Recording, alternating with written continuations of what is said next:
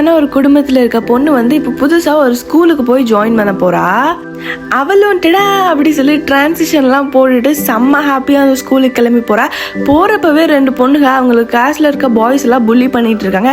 கண்டிப்பாக நம்மளையும் பண்ண போகிறாங்க, நம்ம ரொம்ப புவராக இருக்கும் அப்படின்னு சொல்லிட்டு ஏதாச்சும் பண்ணி ஆகணும் அப்படின்னு சொல்லி போகிறப்ப அங்கே காஸ்டியூம் ரூம் அப்படின்னு இருக்குது.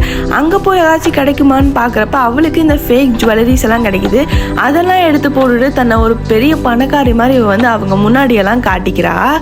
அப்போ போனதுமே அந்த பொண்ணுங்க உங்கள் வீட்டில் என்ன பிஸ்னஸ் பண்ணுறாங்க அப்படி சொல்லி கேட்டதும் ஹீரோயினுக்கு என்ன பண்ணுறதுன்னு தெரியாமல் டெடிபியர் மேனுஃபேக்சரிங் பண்ணுறாங்க அப்படி சொல்லிடுறாங்க. அன்னைக்கான கிளாஸுமே முடியுது. இப்போ இந்த பொண்ணுங்க வீட்டுக்கு போக விடாமல் எங்கள் கூட ஷாப்பிங் வரியா அப்படி சொல்லி கேட்குறாங்க. ஹீரோயினுக்கு வேறு என்ன பண்ணுறதுன்னு தெரியாமல் அவளும் அவங்க கூட போகிறா. அங்கே போய் பார்த்தா எல்லாமே பயங்கர எக்ஸ்பென்சிவாக இருக்குது. அதனால ஹீரோயின் வெறும் $5 ஒரு லிப் பாம் கிடச்சிருக்கும். அதை மட்டும் எடுத்துகிட்டு சீன் போட்டுட்ருக்கா. ஹீரோயினை வீட்டில் ட்ராப் பண்ணுறேன்னு சொன்னதுனால மிகப்பெரிய ஒரு பங்களா முன்னாடி நிறுத்தி இதுதான் எங்கள் வீடு அப்படி சொல்லியிருப்பா. பட் அந்த ரோட்டை கிராஸ் பண்ணி அவங்க வீட்டுக்கு போகிறப்ப இவன் வந்து மிரரில் வந்து பார்த்து இவன் ஒரு ஏழ்மையான பொண்ணு அப்படிங்கிறத கண்டுபிடிச்சி பயங்கரமாக கோவப்படுறாங்க.